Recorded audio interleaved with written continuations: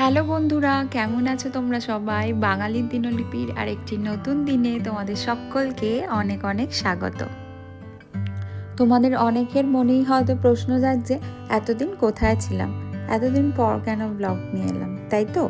এই সব প্রশ্নের উত্তর তোমাদেরকে দেব, ব্লগটা দেখতে থাকো। আশা করি তোমাদের ভালো লাগবে। আজকের ব্লগটা শুরু করলাম পেট্রোল পাম্প থেকে। দেখতেই পাচ্ছ এখানে অতনু তেল নিচ্ছে গাড়িতে। আসলে আমরা একটা ছোট্ট ট্রিপে বেরিয়েছি, 3.5-4 ঘন্টার মতো সময় লাগবে যেতে। তো যাত্রা শুরু করার আগে আমরা ভালোভাবে গাড়িতে তেলটা ভরিয়ে নিচ্ছি। এখানে পেট্রোল পাম্পগুলিতে কিন্তু কোনো লোক থাকে না, সেটা নিশ্চয়ই তোমরা জানো যে এখানে সমস্ত কাজ নিজেদেরকেই করতে হয়, তার মধ্যে কিন্তু এই কাজটা অন্যতম। তো অতনু এখন এই যে মেশিনটা দেখছো, এখানে তুমি পেমেন্ট করে দেবে কতটা তেল নিতে চাও, তারপর নিজেদেরকেই নিজের গাড়িতে তেল ভরে নিতে হবে। এখানে দেখো ওর তেলটা নেওয়া হয়ে গেছে, এবারে আমরা রওনা দেব।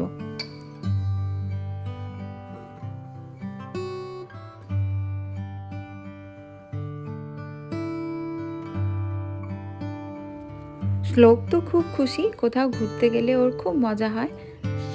আমাদের সাথে সাথে ও কিন্তু লং ড্রাইভটাকে বেশ এনজয় করে। বেরোতে বেরোতে একটু বেলাই হয়ে গেছে, তাড়াহুড়ো করে অল্প একটু মেকআপ করেছি, জাস্ট একটু লিপস্টিক আর লাইনার দিয়েছি। আর দাঁড়াও, তোমাদেরকে বাইরে একবার দেখাই, গাছের পাতার রঙগুলো দেখো কি সুন্দর। কিছু কিছু গাছের পাতা পুরো একেবারে ঝরে গেছে, আর এখনও কিছু কিছু গাছের পাতা রয়েছে। আর কিছুদিন পর কি হবে বলো তো, সমস্ত গাছের পাতা সব ঝরে যাবে আর গাছগুলো পুরো ন্যাড়া হয়ে যাবে। সত্যি বলছি, এই লাল হলুদ পাতাগুলো দেখতে এত ভালো লাগে, ক্যামেরায় একেবারেই ভালোভাবে বোঝা যাচ্ছে না, সামনে থেকে দেখতে অপূর্ব সুন্দর লাগে, বিশ্বাস করো। এই অরেঞ্জ রঙের গাছটা দেখো কি অপূর্ব লাগছে, আর এদিকেও আর একটা লাল রঙের গাছ রয়েছে। উফ, কি সুন্দর। আমরা 1-1.5 ঘন্টা ড্রাইভ করে চলে এসেছি। এখন বার্গার কিংয়ের সামনে দাঁড়িয়েছি। অতনু একটু ব্রেক নেবে, কারণ 1.5 ঘন্টা ড্রাইভ করার পর একটু ব্রেক দরকার হয়। আর শ্লোকেরও খিদে পেয়ে গেছে, সেই জন্য বার্গার কিং থেকে আমরা একটু বার্গার নিয়ে নেব।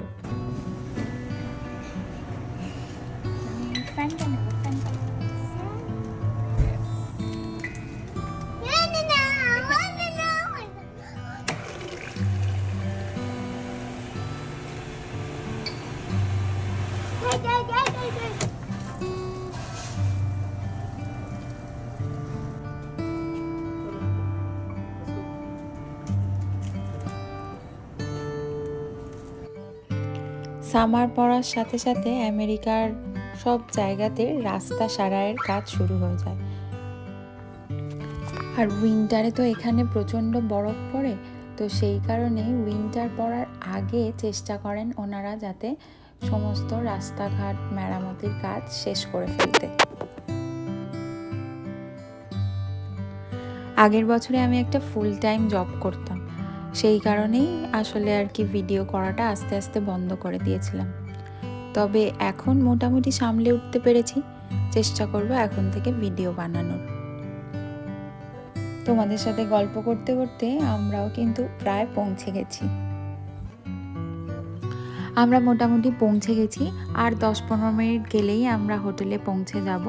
শ্লোকের দেখো আর ভালো লাগছে না গাড়িতে বসতে, ও এবারে কান্নাকাটি জুড়েছে, সব জুতো টুতো সব খুলে ফেলে দিয়েছে। হোটেলে পৌঁছে গিয়ে একেবারে তোমাদের সাথে দেখা হচ্ছে। আর এখানের ভয়েসটাকে আমি কিন্তু মিউট করে দিয়েছি।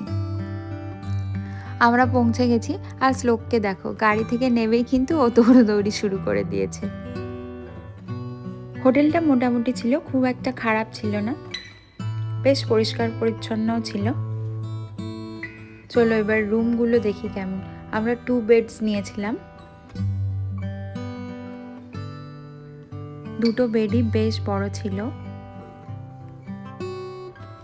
সব থেকে ভালো যে জিনিসটা লাগলো সেটা হচ্ছে দুটো বড় বড় বেড থাকার পরেও কিন্তু রুমে অনেকটা জায়গা রয়েছে। জানলা দিয়ে যে ভিউটা পাওয়া যাচ্ছিল এটা কিন্তু বেশ সুন্দর।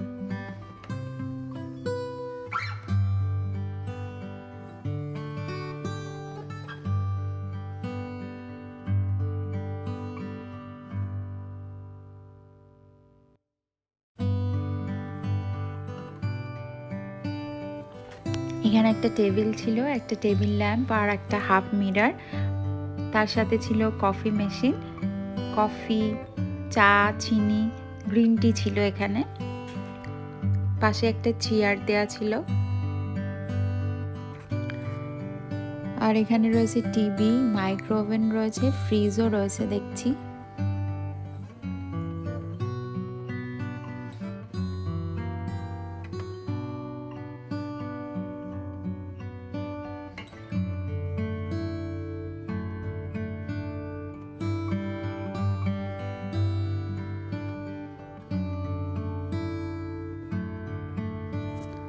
রুমের আর একটা সাইডে একটা বড় মতো মিরর আর ওয়াশ বেসিন ছিল।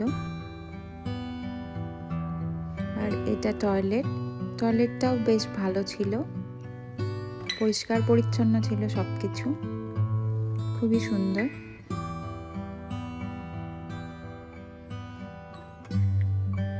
এখন মোটামুটি 4টে বেজে গেছে, তো এখন তো আর আমরা কোথাও সাইট সিন করতে যেতে পারবো না, সেই কারণে আমরা একটু কস্টকো চলে এসেছি। এখান থেকে একটু টুকটাক কেনাকাটা করব। রাত্রের ডিনারটা ভাবছি এখান থেকেই কিনে নেব।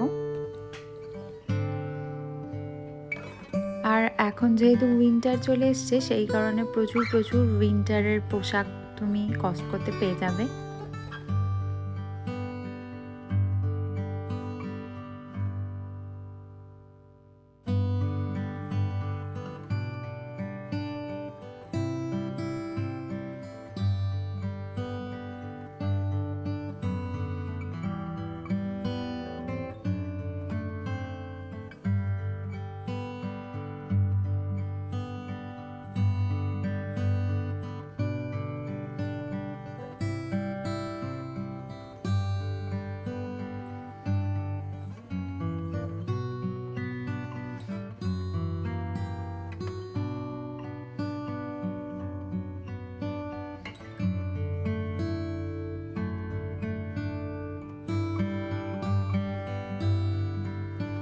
ক্রিসমাসের সব ডেকোরেশনও চলে এসছে।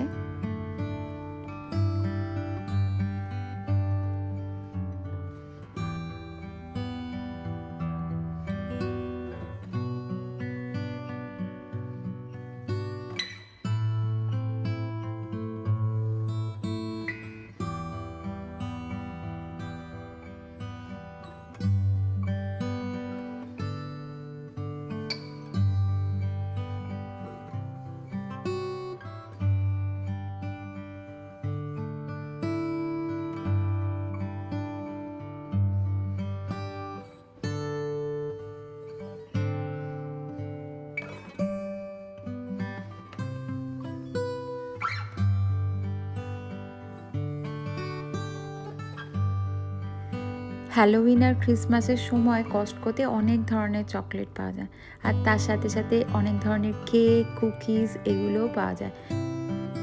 ক্রিসমাসের সময় এইগুলোই সবাই সবাইকে উপহার হিসাবে দেয়।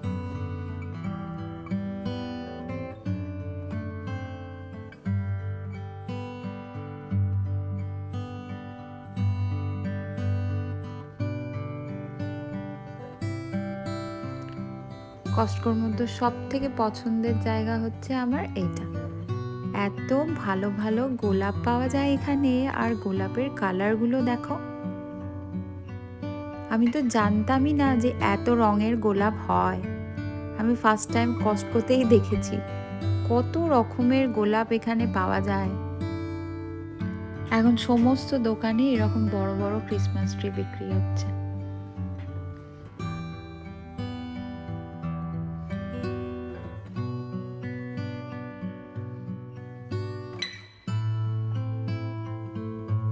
আমাদের হয়ে গেছে, এবারে যাচ্ছি বিলিং করাতে। রাত্রের জন্য নিয়েছি একটা রোস্টেড চিকেন আর বেবি নান।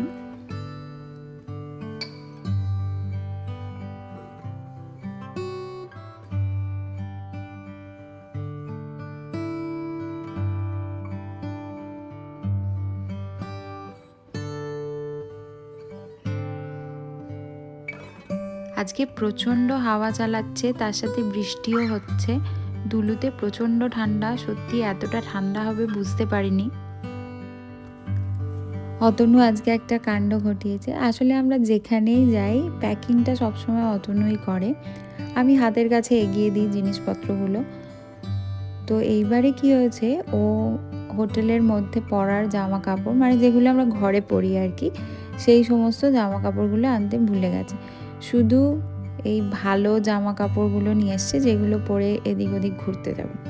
তো সেই কারণে আমরা আবার বেরিয়েছি, দেখি যে টুকটাক কিছু টি শার্ট পাওয়া যায় কি না, তাহলে কয়েকটা টি শার্ট আর হাফ প্যান্ট কিনে নেবো এখান থেকে।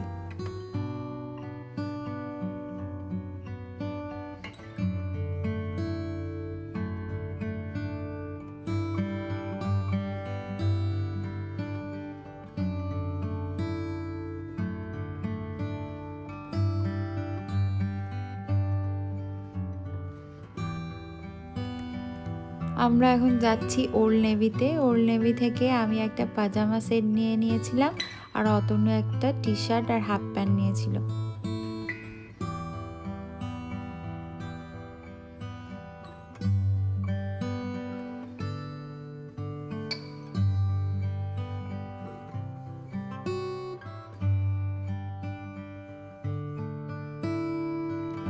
বেশ অনেকটা রাতও হয়ে গেছিল, মলও প্রায় বন্ধ হবে হবে করছিল। আর আজকের ব্লগটাকে তাহলে আমি এখানেই শেষ করলাম। আশা করি তোমাদের ভালো লেগেছে। যদি ভালো লাগে চ্যানেলটিকে সাবস্ক্রাইব করে ভিডিওটিকে লাইক করে আমার পাশে থাকতে ভুলো না।